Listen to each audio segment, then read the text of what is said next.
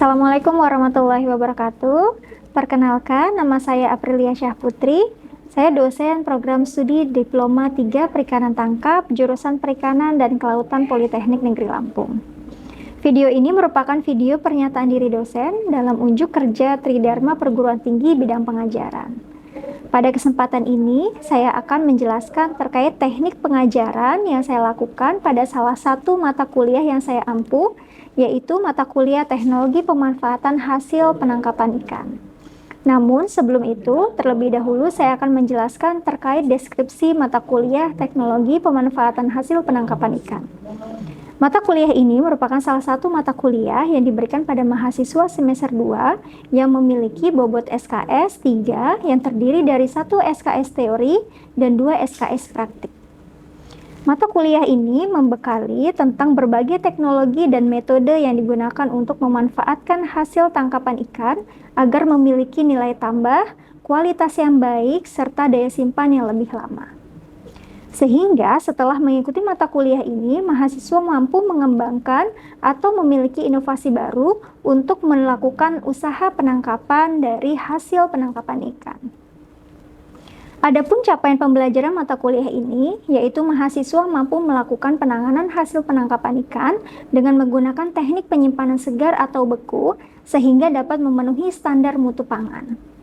Perkuliahan ini dilakukan secara sinkronus dengan tatap muka secara langsung dan dengan menggunakan Learning Management System atau LMS Polinela dengan mengupload rencana pembelajaran semester atau RPS, kontrak perkuliahan, dan buku panduan praktikum agar dapat diakses oleh seluruh mahasiswa. Begitu pula materi perkuliahan diupload di LMS sehingga mahasiswa dapat mempelajari dan mengulang materi kuliah dengan baik. Adapun materi pada mata kuliah Teknologi Pemanfaatan Hasil Penangkapan Ikan, yaitu pada pertemuan pertama terkait penjelasan dasar-dasar pemanfaatan dan mengenal bahan baku perikanan. Di pertemuan kedua dan ketiga itu terkait penanganan dan keunggulan hasil perikanan. Di pertemuan keempat terkait penanganan hasil tangkapan setelah ikan ditangkap. Kemudian di pertemuan kelima sampai dengan ketujuh, yaitu penanganan ikan secara tradisional terkait materi teknik pengeringan ikan, teknik penggaraman ikan, dan teknik pemindangan ikan. Kemudian di pertemuan ke-8 nanti akan dilakukan evaluasi pembelajaran atau ujian tengah semester. Di pertemuan ke-9 nanti terkait teknik pengasapan ikan. Di pertemuan ke-10 sampai dengan ke-15 nanti masuk kepada materi teknik pengolahan secara modern, yaitu teknik fermentasi ikan, teknik pembekuan ikan dan udang, teknik pengalengan ikan, serta teknik penanganan rumput laut. Selanjutnya di pertemuan ke-16 akan diadakan evaluasi, yaitu ujian akhir semester dengan jadwal yang telah ditetapkan. Referensi yang saya gunakan dalam mata kuliah Teknologi Pemanfaatan Hasil ini yaitu pada buku yang ditulis oleh Latif Sahubawa dan Ustadi pada tahun 2018 terkait dengan teknologi pengawetan dan pengolahan hasil perikanan. Kemudian buku yang kedua yaitu ditulis oleh Dr. Andi Abriana yaitu pada tahun 2017 tentang teknologi pengolah dan pengawetan ikan. Selain itu juga, kajian-kajian hasil penelitian seputar teknologi pengolahan hasil penangkapan ikan. Teknik pengajaran yang saya lakukan di dalam kelas dengan menggunakan metode DIA, yaitu Delivery, Interaction, and Assessment. Yang pertama yaitu delivery yang saya lakukan dengan menyediakan materi dan mengupload materi tersebut di LMS Polinela. Selain itu, dengan menyediakan buku panduan praktikum yang disusun dengan tim pengajar mata kuliah Teknologi Pemanfaatan Hasil Penangkapan Ikan dalam bentuk cetak maupun dalam bentuk file yang lebih mudah untuk diupload di LMS. Kemudian yang kedua yaitu interaction, menunjukkan bahwa saya berinteraksi dengan mahasiswa, di mana interaksi yang saya lakukan tidak hanya di dalam kelas tetapi juga di luar kelas. Di dalam kelas, saya selalu mendorong mahasiswa untuk dapat aktif dan memberikan kesempatan kepada mahasiswa untuk bertanya ataupun memberikan pertanyaan. Kemudian, interaksi tersebut adanya dua arah, yaitu interaksi antara dosen dan mahasiswa. Kemudian saya juga melakukan interaksi di luar kelas, yaitu dengan menyediakan LMS terkait penugasan yang diberikan sehingga dengan demikian komunikasi dapat terus berjalan walaupun tidak di dalam kelas. Kemudian yang ketiga yaitu assessment terkait dengan penilaian dalam mata kuliah. Mata kuliah teknologi pemanfaatan hasil penangkapan ikan terdiri dari 3 SKS, yaitu SKS teori dan 2 SKS praktikum. Dengan demikian, penilaian diambil dari kegiatan perkuliahan dengan bobot sebesar 35% teori dan kegiatan praktikum dengan bobot 65%. Di mana perencanaan penilaian ini sudah saya sampaikan di kelas pada pertemuan pertama. Kemudian untuk penilaian sendiri itu terdiri dari kuis dengan bobot 5%, kemudian tugas terstruktur 5%, kemudian ujian tengah semester 12,5%, dan ujian akhir semester 12,5%. Untuk kegiatan praktikum sendiri terdiri dari aktivitas, yaitu terdiri dari 12,5%, penilaian laporan sebesar 12,5%, kemudian hasil praktikum sebesar 20%, dan ujian akhir praktikum dengan bobot 20%. Baiklah, berikut saya akan tampilkan cuplikan dari kegiatan perkuliahan yang saya lakukan di dalam kelas pada pertemuan ke-15 dengan materi teknik pengalengan ikan. Oke, bismillahirrahmanirrahim. Assalamualaikum warahmatullahi wabarakatuh. Waalaikumsalam warahmatullahi wabarakatuh. Ya, gimana kabar semuanya? Sehat? Sehat, Bu. Alhamdulillah sehat ya. Ini kayaknya belum pada sarapan nih. Ya, jadi untuk hari ini adalah pertemuan ke-15 ya. Pertemuan ke-15 ini adalah pertemuan nanti sebelum kalian mengikuti UAS gitu ya. Jadi minggu depan kalian sudah ujian akhir semester gitu ya. Jadi untuk hari ini yang akan kita bahas yaitu terkait mengenai teknologi pengalengan ikan. Ya, di mana teknologi pengalengan ini adalah salah satu teknologi ya yang digunakan untuk tetap mempertahankan kondisi ikan agar tetap kualitasnya tetap baik seperti itu. Ya, mungkin minggu lalu kita sudah membahas mengenai beberapa produk perikanan gitu ya, terkait produk perikanan tradisional maupun modern ya. Kalau untuk teknologi pengalengan ikan ini termasuk ke dalam modern ya. Oke, untuk hari ini ya, capaian pembelajarannya adalah diharapkan ya, jadi diharapkan setelah kalian mengikuti topik ini ya, diharapkan yang pertama kalian mampu memahami tujuan pengalengan ikan itu sendiri gitu ya. Kemudian yang kedua, kalian mampu memahami proses pengalengan ikan itu seperti apa. Kemudian yang ketiga, kalian mampu memahami pentingnya proses sterilisasi dalam pengalengan ikan gitu ya. Jadi poinnya 3 ini. Jadi nanti di akhir kita simulasi mengenai capaian pembelajaran ini gitu ya. Nah, kemudian perlu kita ketahui bahwasanya sebelum masuk ke 3 capaian tadi, kalian perlu mengetahui nih, apa sih kira-kira pengalengan ikan itu gitu ya. Untuk pengalengan ikan sendiri adalah proses pengawetan ikan dengan cara memasukkan ikan ke dalam wadah tertutup ya. Kemudian dipanaskan dalam suhu tinggi untuk membunuh mikroorganisme dan enzim perusak. Ya, mungkin minggu lalu sudah kita sedikit singgung gitu ya terkait dengan teknik pengalengan ikan. Bagaimana sih ikan itu bisa selalu awet gitu ya. Seperti kita tahu bahwa ikan itu dia sifatnya adalah cepat mengalami pembusukan ya. Dia bersifat autolisis, artinya sifatnya cepat mengalami pembusukan. Karena apa?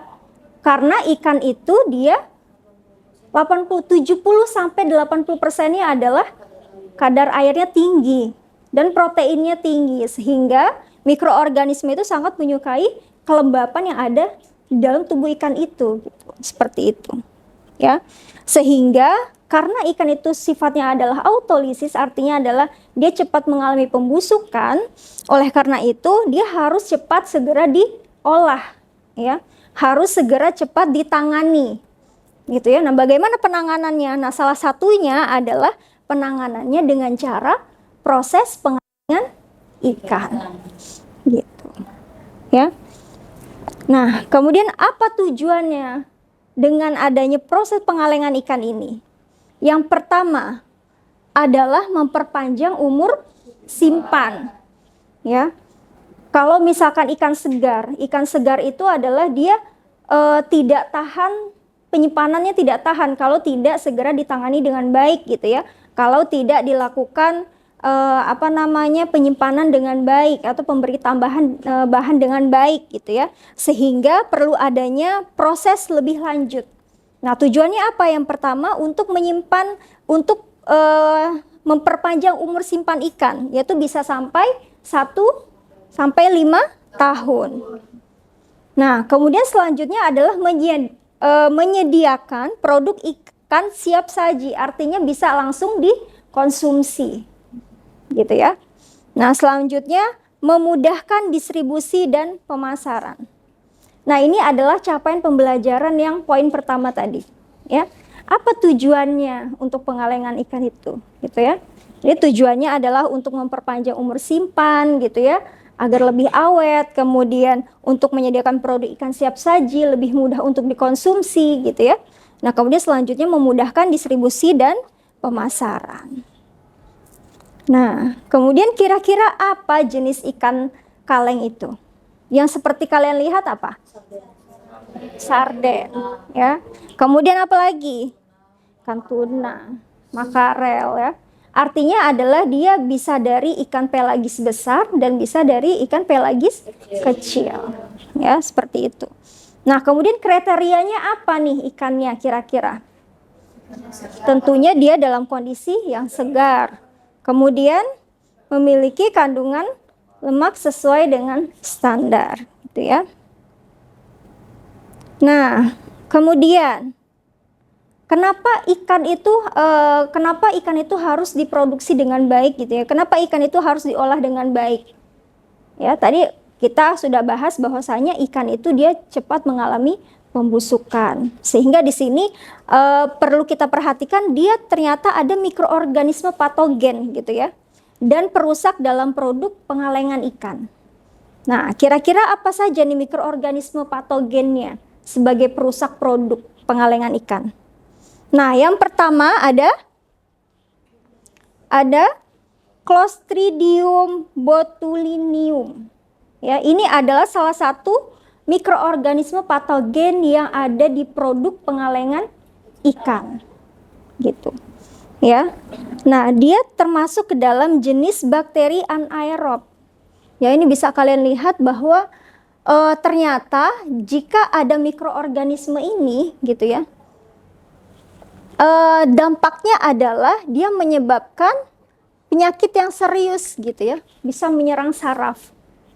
Nah, tentu di sini perlu kita perhatikan. Nah, sehingga perlu adanya penanganan proses yang optimal di sini dalam proses pengalengan ikannya. Gitu ya. Nah, kemudian gejalanya seperti apa? Nanti gejalanya adalah nantinya jika dikonsumsi ya, itu bisa pusing ya. Kemudian apalagi? Penglihatannya kabur gitu ya.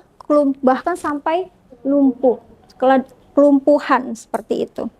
Ya, sehingga di sini harus ada penanganan yang optimal untuk proses pengalengan ikan. Nah, kemudian mikroorganisme selanjutnya adalah adanya bacillus tadi, ya. Apa bacillus itu? Itu semua jenis bakteri juga gitu ya. Nah, bakteri ini juga yang menyebabkan pembusukan pada produk pengalengan ikan. Seperti itu. Ya. Jadi ada 2 mikroorganisme ini gitu ya, yang ada di produk pengalengan ikan jika memang proses pengalengannya tidak dilakukan secara optimal. Seperti itu. Ya.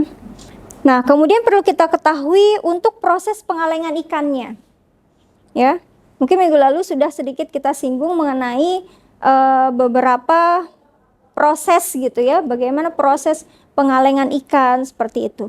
Nah, di sini tentu kita harus menyiapkan wadah, kemudian menyiapkan bahan mentah gitu ya. Nah, bagaimana proses penyiapan bahan mentahnya kira-kira? Dibersihkan dan dibuang isi perut kan ya. Kemudian dibuang kepala, apalagi? ekor, ringsang gitu ya.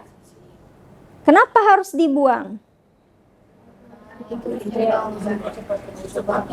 Ya, karena dia cepat mengalami pembusukan ya, terutama di bagian isi perutnya, seperti itu. Nah, kemudian selanjutnya apa prosesnya? Yaitu pengisian, ya, pengisian bahan bakunya.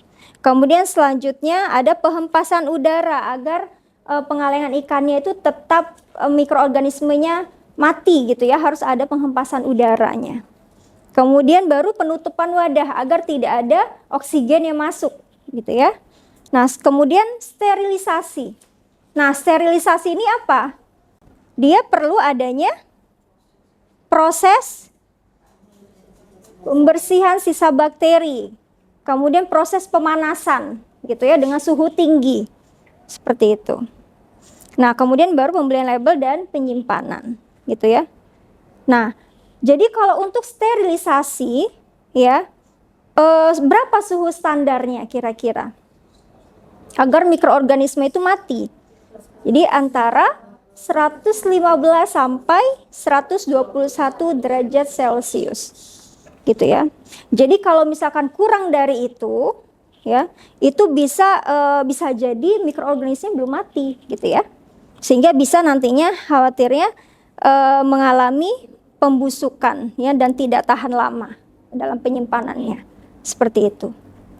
Nah, dalam sterilisasi itu perlu dilakukan dengan menggunakan alat autoklaf. Nah, ya. Jadi apa alat autoklaf ini? Jadi alat autoklaf ini adalah salah satu alat sterilisasi ya untuk untuk membunuh mikroorganisme. Seperti itu. Ya, nah seperti ini alatnya. Ya, ini adalah alat autoklaf seperti itu. Nah, jadi kalau misalkan nanti kalian ditanya alat apa yang biasa digunakan untuk sterilisasi, khusus untuk produk pengalengan ikan seperti itu. Jadi alat autoklaf gitu ya. Nah, kemudian bagaimana kerusakannya yang biasa terjadi di pengalengan ikan?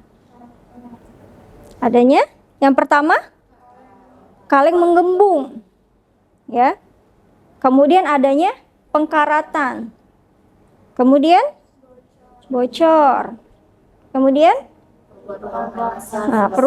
adanya perubahan rasa dan warna. Nah, itu bisa dilihat ya.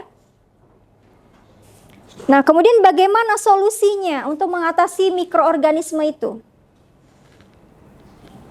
Tadi kita sudah membahas ternyata harus dilakukan sterilisasi gitu ya. Harus dilakukan sterilisasi dengan suhu yang tinggi. Yaitu sekitar tadi berapa? 115 derajat sampai 121 derajat. Gitu. Ya, dengan menggunakan alat autoklaf.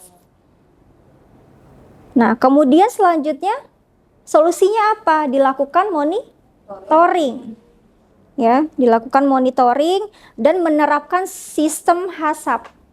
Nah, jadi apa ini sistem HACCP? Jadi sistem Hazard Analysis Critical Control Point.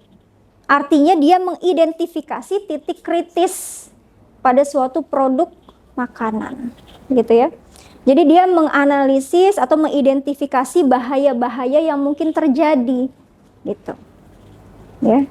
Jadi kalau untuk produk ikan ini dia ada 3 bahaya yang perlu kita perhatikan gitu ya. Bahaya pertama terkait dengan bahaya biologis. Yang kedua yaitu bahaya kimiawi.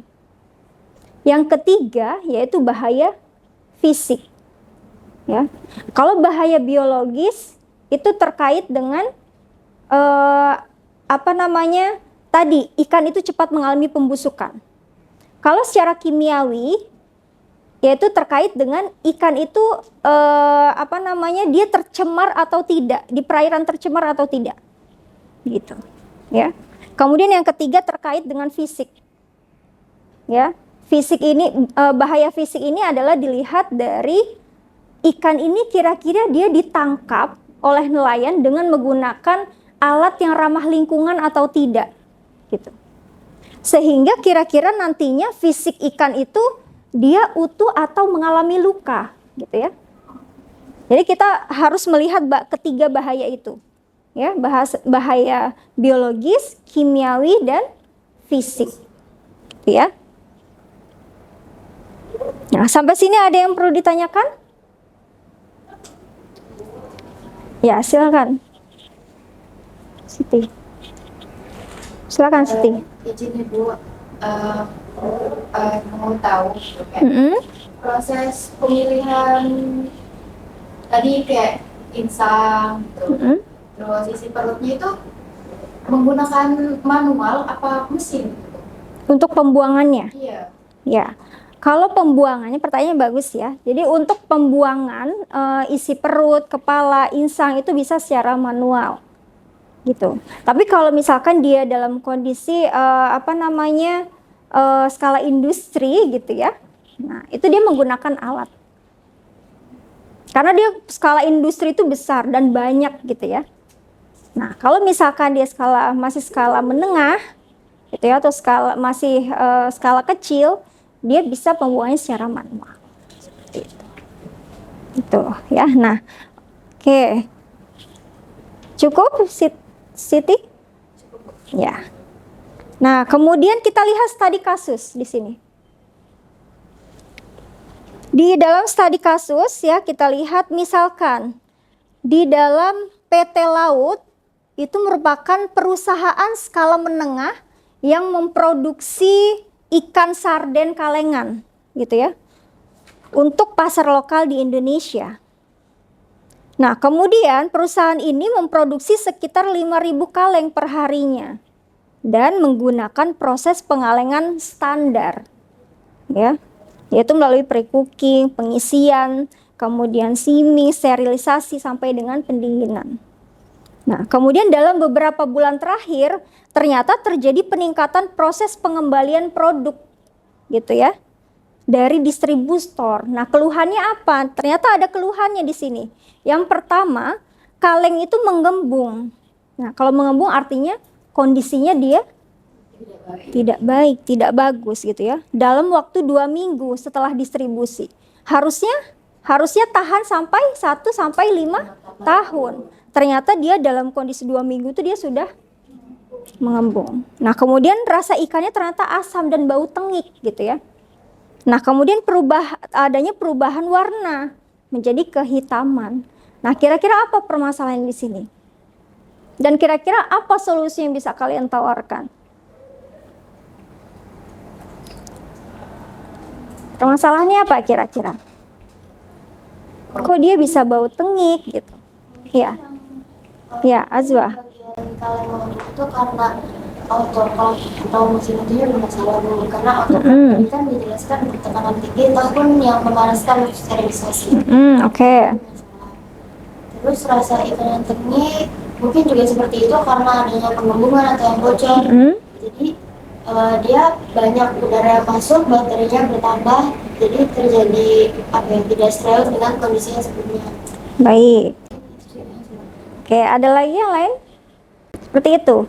Ya, silakan Bintang. Untuk yang perubahan warna kehitaman itu kayaknya karena mikroba yang masuk ke dalam ikan itu. Ya. Jadi yang bermasalah itu sebenarnya di proses sterilisasinya. Oke. Gitu ya. Jadi intinya adalah dari proses awalnya itu seperti apa? Proses dari awal ikan itu dilakukan pembersihan, kemudian ikan itu kondisinya seperti apa, segar atau tidak, itu mempengaruhi kualitas nanti proses akhirnya seperti itu. Kemudian bagaimana proses sterilisasinya, gitu ya? Apakah dia sudah mengikuti prosedur ataukah dia tidak sesuai dengan prosedur, gitu. Ya, karena prosedurnya adalah optimalnya adalah dilakukan sterilisasi itu 115 sampai 121 derajat Celcius. Ya, seperti itu. Dan kemudian waktunya juga bisa sampai 6 sampai 9 jam. Ya. Nah, kemudian kira-kira apa solusi yang ditawarkan? Kontrolnya lebih diperhatiin lagi sih. Ya, harus ada controlling ya. Ada lagi?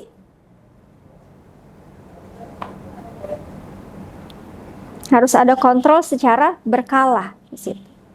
Ya. Nah, tentu di sini membutuhkan SDM yang paham terkait dengan proses pengalengan itu sendiri. Gitu. Ya. Sampai sini paham? Ya. Jadi nanti silahkan di studi kasus ini kalian tuliskan di kertas gitu ya. Kemudian kalian kumpulkan di LMS ya. Ruang pengumpulannya sudah Ibu sediakan di LMS. Gitu ya. Jadi nanti silahkan kalian tuliskan untuk studi kasus ini permasalahannya apa dan solusi apa yang kalian tawarkan. Seperti itu. Jelas sampai sini? Ada pertanyaan lagi? Cukup? Oke, kalau sudah cukup, terima kasih semuanya. Semoga ilmunya hari ini yang sudah Ibu sampaikan dan yang udah kita diskusikan sama-sama bermanfaat gitu ya. Dan selamat menempuh ujian akhir semester. Semoga kalian lulus gitu dan mendapatkan hasil yang baik. Terima kasih semuanya. Ibu akhiri. Assalamualaikum warahmatullahi wabarakatuh. Waalaikumsalam warahmatullahi wabarakatuh. Demikianlah video saya terkait pernyataan diri dosen dalam unjuk kerja Tridharma Perguruan Tinggi bidang pengajaran. Terima kasih. Saya akhiri. Wassalamualaikum warahmatullahi wabarakatuh.